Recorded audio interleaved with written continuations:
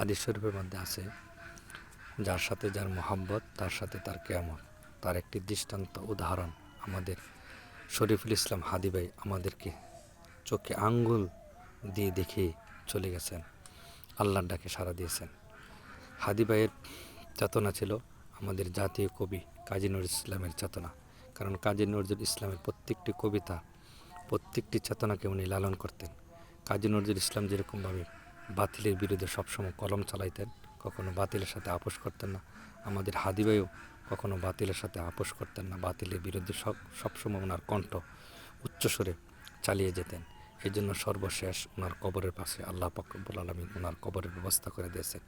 এটা কিন্তু একটা সাধারণ বিষয় নয়, এমন একটা দৃষ্টান্ত হাদি ভাই করে গেছেন।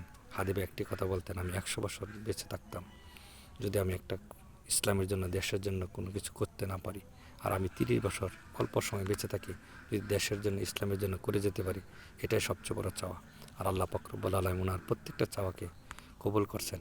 আমরাও দোয়া করি আল্লাহ তাআলা যেন ওনাকে শহীদি মর্যাদা দান করেন, আর ওনার মতো যেন আমরা সকলে বাতিলের বিরুদ্ধে উচ্চ কণ্ঠে, উচ্চ আওয়াজে কথা বলতে পারি।